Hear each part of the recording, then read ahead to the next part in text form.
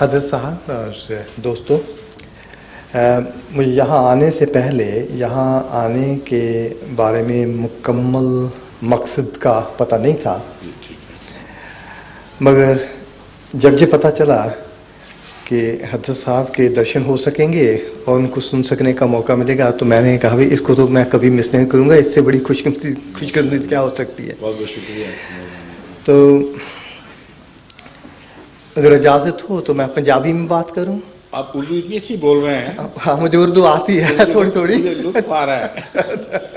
بے شک اردو بھی جاری رکھیں، بہت اچھی بول رہے ہیں اردو آپ۔ بڑی مہربانی۔ ماشاء اللہ۔ اچھا، تو اس کے بعد جب مجھے یہ کہا گیا کہ بھئی کچھ سوال جواب کا موقع مل سکے گا، تو اس وقت مجھے یہ محسوس ہوا کہ میں سوال کیا کر سکوں گا، ہماری تو آپس میں اتنی نیڑتا ہے، اتنی نزدیکی ہے، وہ سوال بھی اپنے آپ کو کرنے والی بات ہوگی اور جواب بھی اپنے سے پوچھنے والی بات ہوگی۔ تو پھر بھی یہ ہے کہ جب قرب زیادہ ہو تو سوال کی ضرورت بھی تبھی پیدا ہوتی ہے۔ تو پھر یہ ابھی بیٹھے بیٹھے یہ خیال ضرور آیا کہ جو ربی شخصیت ہیں ہم جن کو کہتے ہیں، ان کے ساتھ ملنے کا موقع زندگی میں بہت کم اور بڑی خوش قسمتی سے ملتا ہے، تو میں ضرور آپ سے کچھ ڈائریکشن حاصل کروں، صرف اپنے لیے نہیں بلکہ میں یہ سمجھتا ہوں کہ یہ ٹھیک ہے آپ ابھی ایک اسلامک گیدرنگ کو مخاطب کر رہے ہیں، مگر آپ کا سمبند، آپ کا تعلق تو سب سے ہے، ساری دنیا سے۔ تو جب میں اس ڈھنگ سے سوچتا ہوں تو یہ ٹھیک ہے، بے شک آج کل وہ ورلڈ وار فرسٹ یا ورلڈ وار سیکنڈ تو نہیں لگی ہوئی، مگر بھی پھر بھی دنیا کے حالات جو ہیں وہ بہت گمبھیر ہیں، بہت خطرناک نظر آ رہے ہیں، اور یہ بھی تاریخ میں بار بار آیا ہے کہ جب بھی کبھی بہت مشکل، بہت خطرناک حالات سے دنیا کے رخ کو موڑا گیا ہے، تاریخ کے رخ کو موڑا گیا ہے، تو اس وقت وہ مائنورٹی کمیونٹیز کی جد و جہد نے ان کی قربانی نہیں موڑا ہے۔ اور اس بات کو خاص طور پر جو رشین جو صدر تھے گورباچوف، انہوں نے تو خاص طور پر اس کو مانا اور مان کے چلے اس وقت۔ تو اس کے لیے وہ میرے من میں بار بار یہ بات آ رہی تھی کہ آپ سے یہ گزارش کروں کہ ضرور اس جو آج کل کے حالات ہیں اور وہ کس ڈھنگ کس طرف جا رہے ہیں، رخ کیا ہے، اور کیسے ان سے نجات، خطرے سے نجات جو حاصل ہو سکتی ہے، اس کے لیے آپ سے میں ڈائریکشن کے لیے درخواست کروں۔ پتہ ہوتا کہ آپ کو اس سوال میں دلچسپی ہے تو آپ کو صبح آنے کی دعوت دیتا۔ وجہ یہ ہے کہ آج صبح میری اپوائنٹمنٹ تھی ایک سویڈن کے ممبر پارلیمنٹ سے جو اپنے جنوبی سویڈن کے اپوزیشن کے لیڈر بھی ہیں اور یورپین پارلیمنٹ کے ممبر بھی ہیں اور سویڈن کی نمائندگی کرتے ہیں سارے یورپ میں، ان کے مفادات کی بھی اور ان کے مفادات کی بھی، اکٹھے مل جل کر حالات کو بہتر بنانے کے لیے۔ وہ اسی فکر میں یہاں آئے اور مجھ سے اصرار کر کے وقت لیا، کیونکہ ایک دفعہ مجھ سے وہاں سویڈن میں بات ہو چکی تھی، کال مار ان کی جگہ ہے، اور چونکہ وہاں وہ میری باتیں سن کر خوش ہوئے تھے تو انہوں نے کہا میں وہاں جا کے رہنمائی حاصل کروں کہ ہمیں کیا کرنا چاہیے۔ تو یہ جو مسائل آپ نے اٹھائے یہ سارے انہوں نے اٹھائے اور اس کا میں نے ان کو جواب دیا، سمجھایا، اور بہت خدا کے فضل سے مطمئن ہو کے گئے۔ انہوں نے کہا مجھے اب تسلی ہو گئی ہے، انہی خطوط پر میں یورپ میں یہ بات آگے بڑھاؤں گا اور واپس جاؤں گا تو سویڈن میں بھی میں کوشش کروں گا کہ ان مسائل کو جس طرح آپ نے سمجھایا ہے اسی طرح ان کو بھی سمجھاؤں کہ امن کی یہی راہ ہے۔ وہ چونکہ ضمنی سوال بہت سے تھے اس لیے وہ بہت لمبی گفتگو تھی۔ جو مرکزی نقطہ اس سوال کا اس میں ان کو میں نے سمجھایا کہ یورپ کی یا مغربی طاقتوں کی سب سے بڑی جو خطرناک غلطی ہے وہ یہ ہے کہ مذہب کے مثبت پہلو پر تو ایمان کھو بیٹھے ہیں کلیتاً، اور منفی پہلو کا شکار ہو گئے ہیں اور زیادہ. یعنی مذہب کو بین الاقوامی نفرتوں کا ذریعہ بنانے میں وہ ایک بہت ہی گھناؤنا کردار ادا کرنے لگ گئے ہیں. نہیں آ رہی؟ اچھا جی، آپ کی تو بغیر اس کی آ رہی ہے ماشاء اللہ. جزاک اللہ، توجہ دلا دی. اب آ رہی ہے نا؟ ٹھیک ہے. میں یہ بتا رہا تھا کہ آج صبح سویڈن کے ایک ممبر پارلیمنٹ تشریف لائے تھے بعض سوالات لے کر. ان سوالات کا جو رخ تھا وہ اسی سوال کے گرد گھوم رہا تھا کہ جو نئی تبدیلیاں واقع ہوئی ہیں یورپ میں، اس سے امن کو بھی خطرات پیدا ہو گئے ہیں اور بین الانسانی تعلقات میں بھی رکھنے پڑنے کے خطرات پیدا ہو گئے ہیں. مشرق اور مغربی یورپ کے درمیان ایسی چیزیں نظر آنے لگی ہیں جن سے خطرہ ہے کہ آگے جا کر یہ جو اختلافات ہیں بڑھ کر کوئی خطرناک صورت اختیار کر لیں. جنوبی یورپ میں جو شمالی افریقہ سے لوگ آتے ہیں، ان کے آنے کے نتیجے میں غیر ملکیوں کے وجود کا احساس کچھ رد عمل بھی پیدا کر رہا ہے. یہ میں خلاصتاً بتا رہا ہوں کہ ان کی سوچیں کیا تھیں اور کیوں فکر مند تھے. تو وہ ظاہر یہ کر رہے تھے، آخری شکل ان کے پہلی سوچ کی یہ تھی کہ جو غیر ملکی یورپ میں آباد ہیں، خطرہ بڑا انہی کی طرف سے ہے اور ان کی حیثیت کو جب تک جذب نہ کرا دیا جائے کلیتاً یورپ میں، اس وقت تک یہ خطرہ لاحق رہے گا. یہ عام سوچ ہے جو یورپ میں ابھر رہی ہے، اور چونکہ وہ مجھ سے مل چکے تھے وہ مطمئن نہیں تھے کہ یہ سوچ سچی ہے. وہ چاہتے تھے کہ میں ان کو مطمئن کراؤں کہ کیوں یہ سوچ غلط ہے اور اس کے اصل محرکات کیا ہیں. تو ساری گفتگو تو میں آپ کو بیان نہیں کر سکتا، مختصر اس پہلو سے، چونکہ آپ کا سوال بھی اسی سے تعلق رکھتا ہے. ان سے میں نے کہا کہ جب سے روس کے کلیپس کا واقعہ ہوا ہے، اس وقت سے پہلے دن سے ہی میں آپ کے جو مفکرین ہیں، جب بھی ملاقاتیں ہوئی ہیں سیاسی اور دوروں کے درمیان، امریکہ میں بھی ہوتی ہیں، یورپ میں بھی ہوتی ہیں، ان کو میں کہتا رہا ہوں کہ خوشی کے شادیانے نہ بجاؤ، یہ بڑی خطرناک بات ہوئی ہے. خطرناک بات یہ ہوئی ہے کہ پہلے 2 سپر پاورز تھیں اور غریب ملکوں کو ان کی لڑائی کے سائے میں امن لینے کے سانس مہیا ہو جاتے تھے، اور ان کے آپس کی رقابت کی وجہ سے آپ لوگ اپنے ریسسٹ خیالات کو اٹھنے کی اجازت نہیں دیتے تھے، کیونکہ پتہ تھا اگر یہ اٹھے تو سارے وہ لوگ جو جن کے خلاف یہ کاروائیاں ہوں گی وہ اشتراکی کی طرف دوڑ پڑیں گے. اس لیے آپ نے بڑے ہی زور کے ساتھ صبر کے نمونے دکھاتے ہوئے اپنی جو ایسی طاقتیں ہیں جو موجود نہیں لیکن اگر اٹھتی تو خطرات تھے، ان کو دبائے رکھا، منفی رجحانات کو ابھرنے نہیں دیا.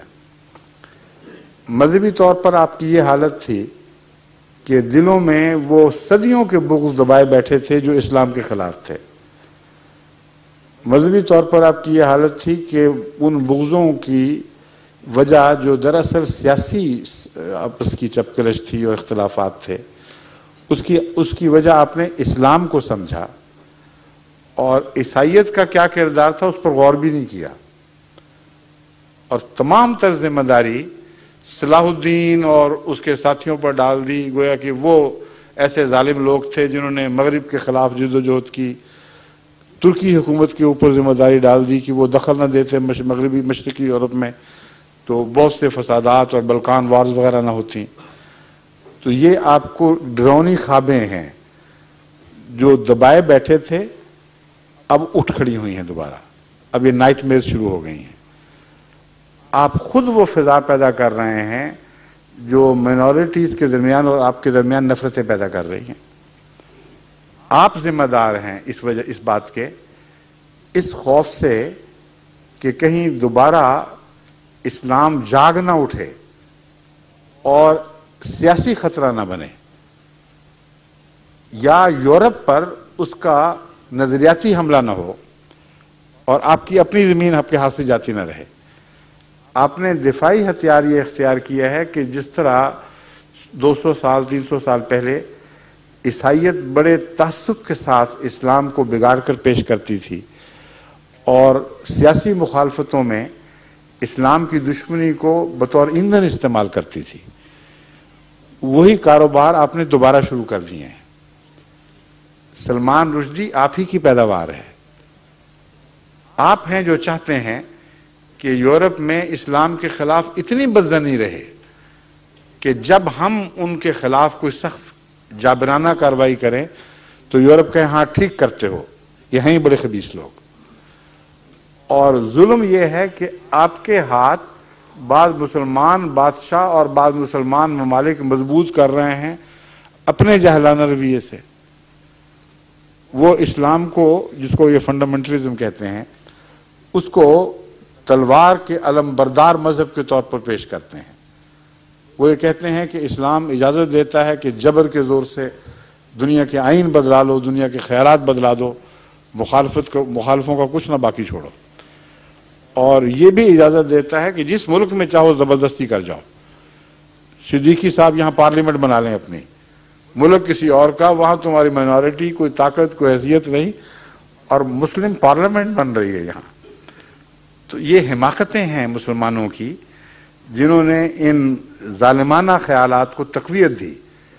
اور یورپ کو چاہیے یہی تھا، امریکہ کو بھی یہی چاہیے تھا.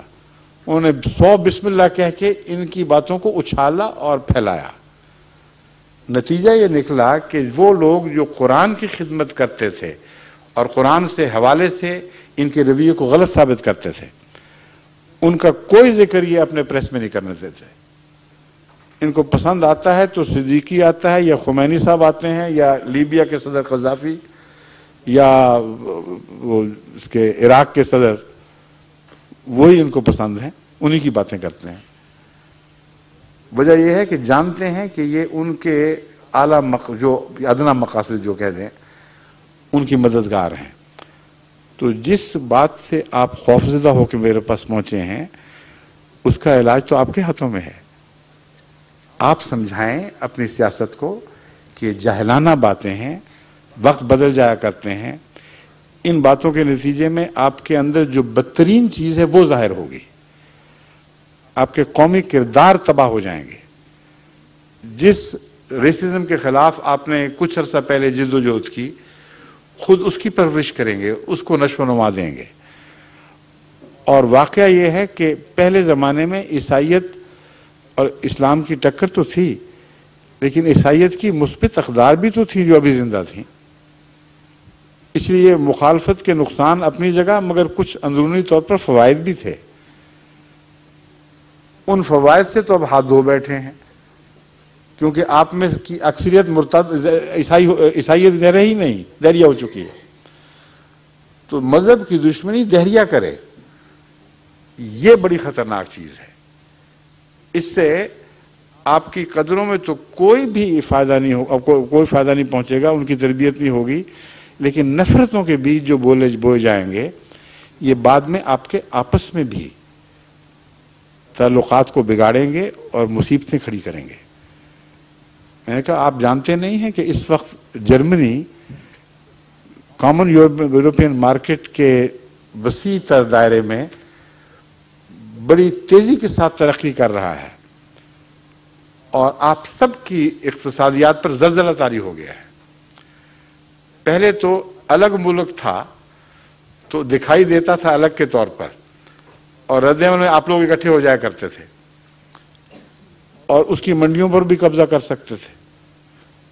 اب تو اقتصادی منڈی مشترک ہوگی تو باہر کی منڈیوں پہ آپ میں سے جو چاہے قبضہ کرے.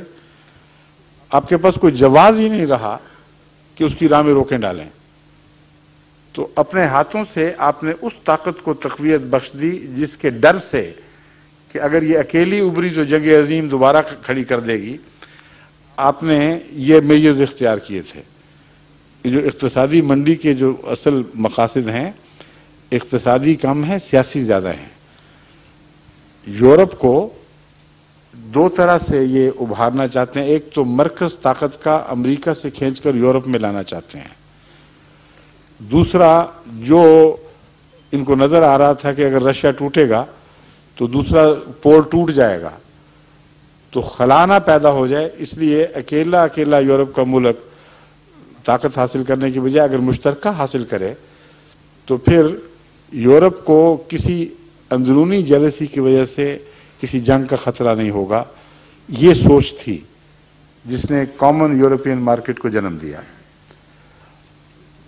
اب یہی بات میں نے ان کو بتائی کہ آپ سوچ نہیں رہے کہ آپ کے اقتصادیات کو جو اچانک نقصان پہنچا ہے، اور آپ نے سوال اٹھایا ہے کہ وہاں جو ان امپلائمنٹ بہت بڑھ گئی ہے سویڈن میں، یہاں تک کہ ایک بڑا مسئلہ بن گیا ہے۔ میں نے کہا اور بھی بڑھے گی ابھی، اور پھر آپ کو سمجھ آئے گی کہ آپ کیا کر بیٹھے ہیں۔ پھر جو نفرتیں آپ نے بوئی ہیں وہ بہت خبیث رد عمل وہاں دکھائیں گی، آپ کی تہذیب کے دامن چاک ہو جائیں گے، اپنی منورٹیز پہ آپ ظلم کریں گے۔ جہاں کوئی کھاتا پیتا بیرونی آدمی جو سویڈن کا ممبر بن چکا ہے دکھائی دے گا تو وہاں سویڈش گینگز کھڑے ہوں گے کہ ان کو ڈسٹرائے کرو، یہ کون ہوتے ہیں یہاں ہونے والے۔ تو جس ناٹسیزم کے خوف سے آپ نے یہ میجرز لیے، اس ناٹسیزم تو گھر گھر بو دیا، اس کے درخت تو آپ نے ہر جگہ لگا دیے۔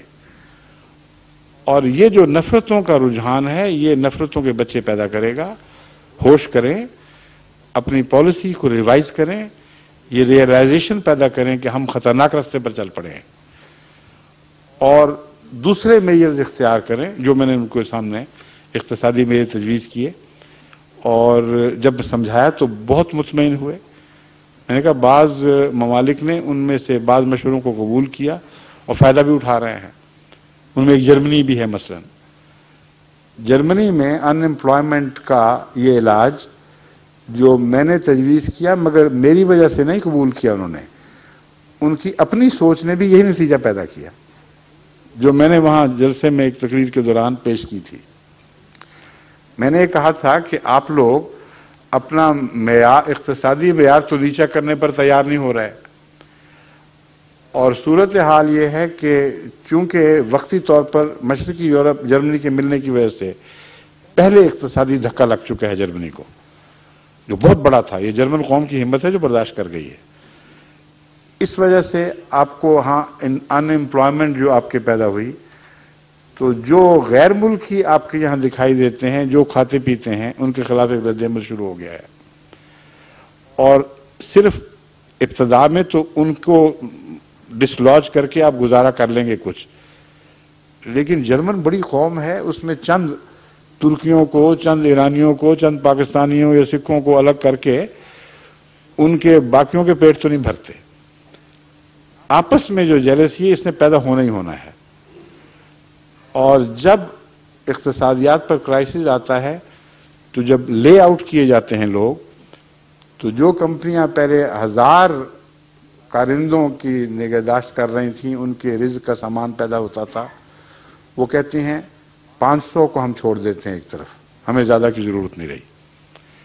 جو 500 رکھتے ہیں ان کو اتنے ہی پیسے دیتے ہیں جو پہلے دیتے تھے، اور جو ان کے سربراہ ہیں جن کے ہاتھ میں تمام امور ہیں فیصلے کے، ان کو اسی طرح لیوش تنخواہیں دیتے ہیں جو کئی لاکھ ماہانہ تک بھی پہنچ جاتی ہیں۔ یہاں انگلستان میں بھی یہی ہو رہا ہے کسی بہانے سے، اور ایک مافیا سا بنا ہوا ہے آپ کی بزنس میں، وہ قرضے لیتے ہیں بینکوں سے، لوگوں سے حصے ڈلواتے ہیں اور فائدہ اٹھاتے ہیں وہ چند لوگ جو قابض ہیں چوٹی کے اوپر۔ ان کو تو کوئی نقصان نہیں، جو رکھ لیے گئے وہ اسی طرح اپنے آرٹیفیشل معیار کو جو آج کے اقتصادیات میں آرٹیفیشل ہو چکا ہے اس کو مینٹین کریں گے۔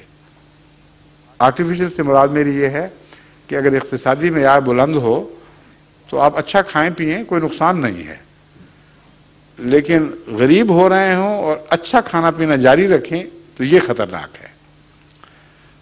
تو چند حصے سوسائٹی کے اچھا کھاتا پیتا دکھائی دیں گے اور چند ہوں گے جو روز کی روزینہ سے ہی محروم ہیں. روزمرہ کی خوراک کی ضرورتیں ان کو مہیا نہیں ہو رہی. تو آپ کے اندر وہ نفرتوں کے بیج پنپنے کے سامان پیدا ہو چکے ہیں. ہیوز اور ہیو ناٹس میں فرق بڑھتا جا رہا ہے. اور آپ بے فکر ہو کے مہاجرین یا ہندوؤں یا سکھوں یا مسلمانوں یا بنگلہ دیشیوں یا پاکستانیوں یا مراکیوں کے خلاف ایک موومنٹ کو برداشت کر رہے ہیں کہ اچھا یہ نکلیں تو ہمیں امن آئے. میں کہا یہ تو نکلیں گے نہیں اب آپ سے. ان کو تو قانون قدرت نے جو گاڑ دیا یہ یہیں رہیں گے, آپ کبھی نکال نہیں سکتے. لیکن آپ مارے جائیں گے اور آپ کے اندر اندرونی حسد اور جلن اور اس قسم کے جو غربت کے نتیجے میں زہر پیدا ہوتے ہیں وہ اور زیادہ بھڑکیں گے.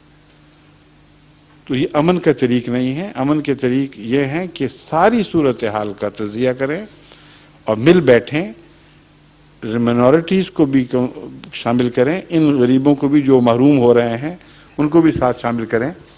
اور ایک میرا مشورہ یہ ہے کہ لے آؤٹ کرنے کی بجائے گھنٹے کم کر دیں.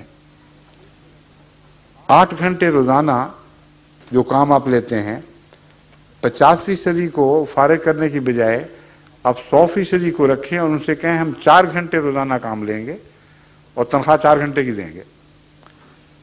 غربت میں بھی سارے شریک ہوں جہاں پہلے امارت میں سب شریک تھے. اگر آپ یہ کریں گے تو یہ جو بے چینیاں پیدا ہو رہی ہیں, نارسیزم جاگ رہا ہے, یہ اچانک سونا شروع ہو جائے گا اور وہ بے چینی ختم ہونی شروع ہو جائے گی. قوم سمجھے گی کہ ساری قوم اس مصیبت میں سے گزر رہی ہے, سب حصے دار ہیں. اسلام نے یہی نمونے نہ صرف تعلیم میں دیے بلکہ قائم کر کے دکھائے. حضرت صلی اللہ علیہ وآلہ وسلم ہرگز نعوذ باللہ من ذالک اشتراکی نبی نہیں تھے جس طرح بعض اہل قرآن آپ کو اشتراکی کے طور پر پیش کرنے کی کوشش کرتے ہیں. فری انٹرپرائز تھا, سب کچھ تھا, لیکن جب قومی کرائسس آتا تھا تو آپ کے نزدیک پھر کسی انڈیویجول کا یہ حق نہیں تھا کہ وہ تو کھائے اور بھائی بھوکا رہے.